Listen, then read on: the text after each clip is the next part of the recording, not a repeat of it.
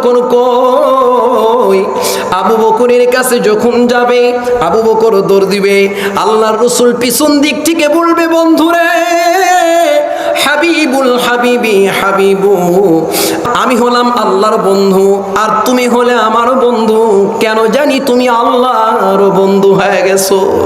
এইরকম ভাবে যখন আবু বকরকে টান দেবে, আল্লাহ রাসূল আল্লাহর দবদবার শান আর শওকাত দেখে আবু বকর ভয় পেয়ে বলবে, ইয়া রাসূলুল্লাহ, আল্লাহর সামনে বলার যোগ্যতা আমার নেই।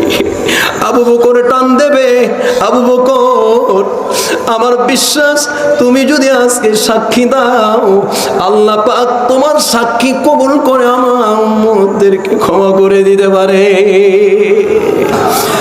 আনাস রাদিয়াল্লাহু তাআলা আনহু থেকে হাদিস বর্ণনা, তিনি বলেন, লাম্মা কানা লাইলাতাল গারি ক্বালা আবু বকরিন, খুব খেয়াল করে শোনেন, আমি 3টা পয়েন্টে কথা বলবো বলেছি, খুবই অল্প সময় আল্লাহর প্রশংসা নিয়ে জবান থেকে 2টো কথা বলা হলো।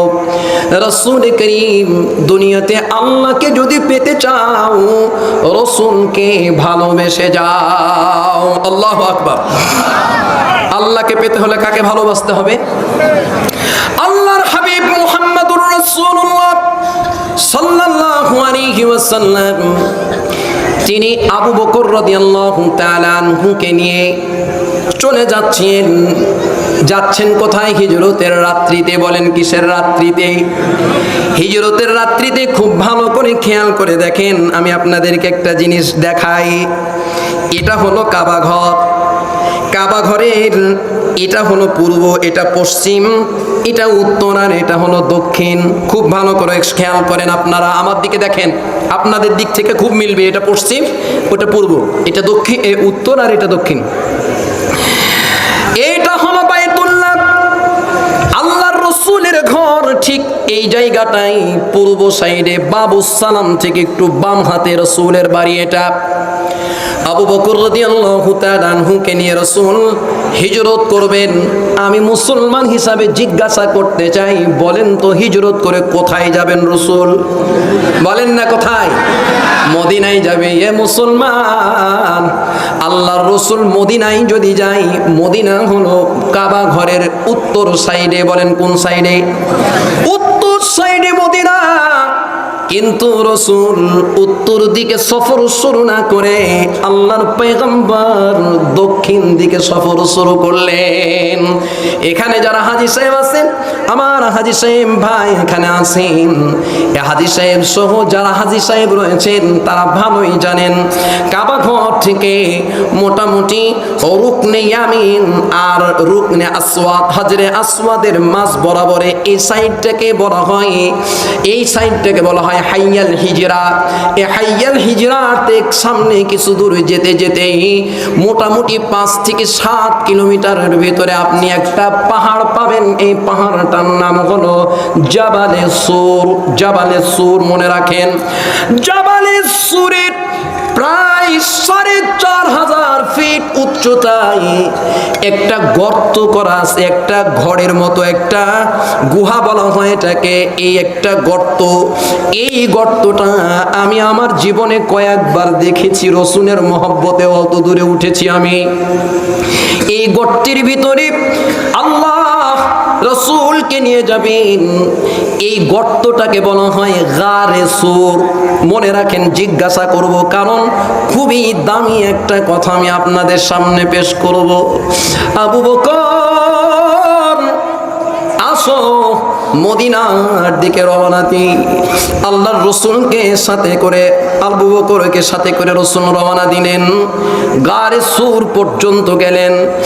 রাহমাতুল লিল আলামিন পায়ে হেঁটে গুটি গুটি পায়ে তিনি গারে সুরে উঠলেন। ওই গর্তের কাছে যাওয়ার সময় তখন হয়ে গেল রাত্রি। এ মুসলমান, কেমন করে আপনি রাসূলকে ভালোবাসবেন? আপনি হলেন রাসূলের উম্মত। যদি আপনাকে জিজ্ঞাসা করা হয় রাসূলকে ভালোবাসার কারণে আপনার দাড়িটা কি আছে? যে সমস্ত ভাইদের দাড়ি নাই এখন আমার উপরে কিন্তু রেগে গেছে। না রে ভাই, রাগিয়েন না, মহব্বতে বলছি, আপনাকে ভালোবাসি তাই বলছি। কিয়ামতের ময়দানে আপনি জান্নাতে থাকেন, একই একই সাথে জান্নাতে থাকি, এটা আমারও মনে চাই। এই দরদ আর মোহাব্বত নিয়ে আপনাকে বলছি। উহিব্বু ফিল্লাহ, আমি মোহাব্বত করি আমি আল্লাহর জন্য, আপনাকে দুনিয়ার জন্য মোহাব্বত করি না। ও বন্ধু, আল্লাহর রাসূলকে মোহাব্বত করার কারণে তাদের জীবনটা কত উঁচুতে উঠেছে খেয়াল করেন। রাত্রি বেলা, প্রায় রাত্রি হয়ে গেছে, চতুর্দিকে অন্ধকার ছেয়ে গেছে। ওই গর্তের ভিতরে ঢুকবে। যারা হাজী সাহেব ওইখানে দেখেছেন, যারা ওইখানে গেছেন, মজার ব্যাপার হলো পাহাড়ে উঠতে উঠতে একেবারে উঁচুতে উঠে যেতে হয়, আর এই উঁচু থেকে আবার সাইড হয়ে গর্তটার ভিতরে ঢুকতে হয়। ওই গর্তটার ভিতরে ঢুকলেই এতটুক ছিদ্র দিয়ে, একটা ছিদ্র দিয়ে বাইতুল্লাহ পর্যন্ত, বর্তমানে মসজিদে হারাম পর্যন্ত দেখা যায়। আল্লাহ নবী মুহাম্মদুর রাসূলুল্লাহ যেই জায়গাটাতে মাকড়সাই জাল পেরে দিয়েছিল, জাল বিছায়া দিয়েছিল, কবুতর ডিম পেরে দিয়েছিল, ওই জায়গাটা বেশি বড় নয়, ঠিক এই রকম। আর যেই জায়গা দিয়ে ঢুকবে মানুষ, ওই জায়গাটাও খুব বেশি বড় নয়, দাঁড়িয়ে ঢোকা যায় না। ওইখানে কোনো ইবাদত নাই, ওইখানে কোনো কথা, ওইখানে কোনো মহাব্বতের, ওইখানে ইবাদতের কোনো হুকুম নাই। কিন্তু মনকে মানাতে পারি নাই। ওইখানে গিয়ে নামাজ আদায় করলাম 2 রাকাত, তারপরে মনে হলো আমার পয়গম্বর নবী মুহাম্মদুর রাসূলুল্লাহ সাল্লাল্লাহু আলাইহি ওয়াসাল্লাম কেমন করে এখানে শুয়েছিলেন। আবু বকরের উরুতে মাথা দিয়ে একটু শুয়ে দেখি কেমন লাগে, শুলে কেমন মনে হয়। রাসূলের মহব্বত ওখানে শুয়ে থেকেছি। বন্ধুরে খেয়াল করেন, আল্লাহর রাসূল প্রবেশ করতে যাবেন, রাসূল আবু বকর ডাকলেন, ইয়া রাসূলুল্লাহ। লাম্মা কানা লাইলাতুল গার قال أبو بكر يا رسول الله دعني أدخل قبلك। ও নবী, আমাকে আপনি ছেড়ে দেন, আমি প্রথমে এই ঘরটার ভিতরে প্রবেশ করি, এই গর্তটার ভিতরে প্রবেশ করি, এই গুহাটার মধ্যে প্রবেশ করি। ও পয়গম্বর, আমি ভিতরে প্রবেশ করে দেখতে চাই, না জানি কানা হাইয়াতুন আও শাইউন, কোন সাপ বিচ্ছু থাকতে পারে, অথবা অন্য কোন হিংস্র প্রাণী থাকতে পারে, বিচ্ছু থাকতে পারে, মরণ কামড় দেয়, এইরকম কোন প্রাণী থাকতে পারে। ও নবী, কামড়ালে আমাকে কামড় দিক, বিষ লাগলে আমাকে বিষ লাগুক, রাহমাতুল লিল আলামিন, আপনি নবীর কোনো যেন ক্ষতি না হয়। ওই আকাশের চন্দ্র তারা, ওই আকাশের রবি, আখি মেলে চেয়ে দেখে শুধুই তোমার ছবি। ওগো নবী দো জাহানে সবার সেরা তুমি, ঠিক কিনা? কল্পলোকে সারাক্ষণে দেখি তোমায় আমি। পয়গম্বর বললেন, উদখুল, তো প্রবেশ করো আবু বকর, তুমি যাও। আল্লাহর রাসূল বলার সাথে সাথে ফাদাখালা আবু বকরিন, আবু বকর রাদিয়াল্লাহু তাআলা আনহু তিনি প্রবেশ করলেন। তারপরে কি করছে দেখেন, রাসূলকে মহব্বত করে কেমন করে বলেন তো, জিজ্ঞাসা করি ওখানে কি কোনো আলো ছিল নাকি? কোনো আলো নাই, অন্ধকার। আবু বকর রাদিয়াল্লাহু তাআলা আনহু গর্তের ভিতরে ঢুকেছেন, এই রকম ভাবে খুঁজে হাত দিয়ে দিয়ে গর্তটাকে পরিষ্কার করে বলেন, আল্লাহু আকবার। ইয়া রাসূলুল্লাহ ইন্নী উহিব্বুকা, আপনাকে ভালোবাসি। হাত দিয়ে দিয়ে দিয়ে গোটা গর্তটা পরিষ্কার করার পর আবু বকর যখন অন্ধকারের ভিতরে অন্ধের মতো এইভাবে হাত দেয়, দেখে কিসের যেন গর্ত দেখা যায়। আবু বকর রাদিয়াল্লাহু তাআলা আনহু সব কিছু ঠিকঠাক করার পর, পরিষ্কার করার পর আল্লাহর পয়গম্বর নবী মুহাম্মদুর রাসূলুল্লাহ সাল্লাল্লাহু আলাইহি ওয়াসাল্লামকে ডাকবেন। গর্ত যখন দেখে তখন একটা কাপড়ের টুকরা এরকম গর্তের ভিতরে দিয়ে দেয়, আবার খুঁজে খুঁজে দেখে গর্ত আছে নাকি, আবার কাপড়ের টুকরা গর্তের মধ্যে দিয়ে দেয়। এই রকম করতে করতে গোটা গুহার মধ্যে ছোট ছোট যে ছিদ্রগুলো ছিল সব গর্ত পূরণ করার পর একটা গর্তের ভিতরে কোনো কাপড় দিতে পারে নাই। তখন ওই গর্তের ভিতরে আবু বকর তার নিজের পায়ের গোড়ালিটা লাগায় দেয়। নিজের পায়ের গোড়ালিটা লাগিয়ে দেওয়ার পর আল্লাহ রাসূলকে ডাকলেন, পয়গম্বর উদখুল, এখন আপনি প্রবেশ করেন, এখন আপনি আসেন। আল্লাহর রাসূল আবু বকর রাদিয়াল্লাহু তাআলা আনহুর কথা শুনে তিনি গর্তের ভিতরে প্রবেশ করলেন। এই রকম ভাবে রাত্রি কেটে গেল। সকালে যখন উষার আলো উদ্ভাসিত হয়ে গোটা পৃথিবীটাকে আলোকিত করে দেয়, ঠিক ওই রকম টাইমে আবু বকর রাদিয়াল্লাহু তাআলা আনহুকে দেখে হযরত আবু বকর রাদিয়াল্লাহু তাআলা আনহুর শরীরের মধ্যে কোনো পোশাক নাই, কোনো কাপড় নাই। বলেন আল্লাহু আকবার। কোনো পোশাক নাই। রাসূল বললেন, ও আবু বকর, তোমার পোশাক গেল কোথায়? তোমার পোশাক কোন জায়গায় গেল? আল্লাহর রাসূলকে ডেকে বলছেন, পয়গম্বর, এই যে রাত্রিবেলা আমি গর্তগুলো খুঁজে খুঁজে এই রকম ভাবে গর্তগুলোতে আমি আমার পোশাকটা ছিঁড়ে ছিঁড়ে গর্ত পূরণ করেছি, একটা গর্ত পূরণ করতে পারি নাই, যার কারণে আমার পাটা ওখানে লাগায়া দিয়েছি। আল্লাহর পয়গম্বর এই অবস্থা দেখার সাথে সাথে আল্লাহর রাসূল সাথে সাথে দুই হাত তুলে আল্লাহ রাব্বুল আলামিনের দরবারে দোয়া করছেন, আল্লাহ, আমার আবু বকর আজকে আমার জন্য যা করেছে, আমি আবু বকর আমার কলিজা ঠান্ডা করে দিয়েছে।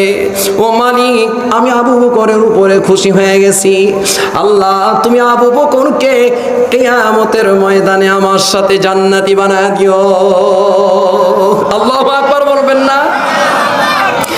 আল্লাহর রাসূল উপর থেকে সংবাদ চলে আসলো, নবী হে, আপনি যেটা বলেছেন আপনার দোয়া কবুল করে নেওয়া হলো। আবু বকরকে কিয়ামতের ময়দানে আপনার সাথে জান্নাতি বানিয়ে দেওয়া হবে। পৃথিবীর বুকে রাসূলের উম্মত যতগুলো আছে, কিয়ামতের ময়দানে এই উম্মতকে বলা হয় উম্মাতান সাতাল্লিতাকুনু শুহাদা আলান নাস। এই উম্মতকে ওয়াসাত উম্মত বলা হয়। এরা দরমিয়ানি উম্মত, এরা মধ্যের ভিতরে, অর্থাৎ এরা সালিসির মতো, এই পক্ষ আছে ওই পক্ষ আছে, মাঝখানে এরা সাক্ষী হয়ে কিয়ামতের ময়দানে উঠবে। সমস্ত নবীদেরকে বলবে তোমার উম্মতকে সাক্ষী করে নিয়ে আসো, কেউ সামনে নিয়ে আসতে পারবে না। তখন রাসূলকে বলা হবে, ও পয়গম্বর, আপনার উম্মতের ভিতর থেকে সাক্ষী একজনকে নিয়ে আসেন। সারিবদ্ধভাবে উম্মাত দাঁড়িয়ে আছে, কেউ সাহস পাবে না, কেউ সাহস পাবে না। আল্লাহর রাসূল তাকিয়ে দেখবেন আমার আবু বকর কই। আবু বকরের কাছে যখন যাবে, আবু বকর দৌড় দিবে। আল্লাহর রাসূল পিছন দিক থেকে বলবে, বন্ধুরে, হাবিবুল হাবিবি হাবিবু, আমার আল্লাহ, আল্লাহ, আমি হলাম আল্লাহর বন্ধু আর তুমি হলে আমার বন্ধু, কেন জানি তুমি আল্লাহর বন্ধু হয়ে গেছো। এইরকম ভাবে যখন আবু বকরকে টান দেবে, আল্লাহ রাসূল আল্লাহর দবদবার শান আর শওকাত দেখে আবু বকর ভয় পেয়ে বলবে, ইয়া রাসূলুল্লাহ, আল্লাহর সামনে বলার যোগ্যতা আমার নেই। আবু বকর টান দেবে, আবু বকর, আমার বিশ্বাস তুমি যদি আজকে সাক্ষী দাও, আল্লাহ পাক তোমার সাক্ষী কবুল করে আমার উম্মতদেরকে ক্ষমা করে দিতে পারে। আল্লাহ আবু বকর টান দিবে এইদিকে, আল্লাহ রাসূল টান দিবে এইদিকে। আল্লাহু আকবার। সমস্ত উম্মতের ভিতর থেকে সর্বপ্রথম তখনও রাসূল মাকামে মাহমুদে বসবেন না, তখনও রাসূল মাকামে মাহমুদে বসবেন না। আজকে 3 টাকার চেয়ার নিয়ে হুড়োহুড়ি, মারামারি, কাটাকাটি, আর কত কি শেষ নাই, ঠিক কিনা বলেন? আজকে যে কোথায় যেন আমি বললাম, এই সম্ভবত হুজরাখানা, বিশ্রামাগারে বললাম যে এক জায়গাতে প্রোগ্রাম চলছে, তখন পিছন দিক থেকে একজন বলছে, হুজুর একেবারে নির্ভয়ে কথা বলেন। তো হুজুর বলছে, আরে ভাই কেন এরকম বলছেন? তো আপনি নির্ভয়ে কথা বলেন, আমি এখানকার মেম্বার। এখানকার কি মেম্বার? চিন্তা করেছেন মেম্বারের পাওয়ার কত? আর মালিকের পাওয়ার যদি দেখায় তাহলে অবস্থাটা কি হবে? সুবহানাল্লাহ। মাকামে মাহমুদ দান করা হবে।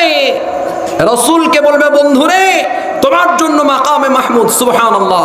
আল্লাহ 2টা চেয়ার বানিয়েছে। কয়টা চেয়ার? 2টা চেয়ার। একটা চেয়ারের নাম হলো চেয়ার কুরসি। একটা চেয়ারের নাম কি? কুরসি। ওয়াসিআ কুরসিয়ুহুস সামাওয়াতি ওয়াল আরদ। একটা চেয়ারের নাম কুরসি, আর একটা চেয়ারের নাম হলো মাকামে মাহমুদ। এই মাকামে মাহমুদ আল্লাহ পাক তার নিজ ডান সাইডে, নিজ ডান হাতের সাইডে আল্লাহ মাকামে মাহমুদ যখন রাখবে, গোটা হাসুরবাসী তাকিয়ে দেখবে এই চেয়ারে বসবে কে, মান হুয়া, সে ব্যক্তিকে। আল্লাহ রসুল বলবে, আইনা মুহাম্মদ, আইনা হাবিবি, আমার বন্ধু কোথায়, আসো। রসুল মাকামে মাহমুদের কাছে এসে চেয়ারে হাত দিয়ে দাঁড়িয়ে থাকবে। আর এই ফতেপুর মানুষগুলো চিন্তা করবে, আহা, আল্লাহু আকবার, মাকামে মাহমুদের চেয়ারে বসবে না। রসুলকে জিজ্ঞাসা করা হবে, ও পয়গম্বর, সাদ করে বানিয়েছি বন্ধু তোমার জন্য, আরে একবার বসেই দেখো না। ইয়া আল্লাহ, আমি যদি মাকামে মাহমুদে বসি, হতে পারে আমার মাকামে মাহমুদ সাথে সাথে আমাকে উপরে নিয়ে চলে যেতে পারে, আমার উম্মতরা পড়ে থাকবে। হবে না, আগে আমার উম্মতকে মাফ করো, তারপরে মাকামে মাহমুদে বসবো। সুবহানাল্লাহ বলেন।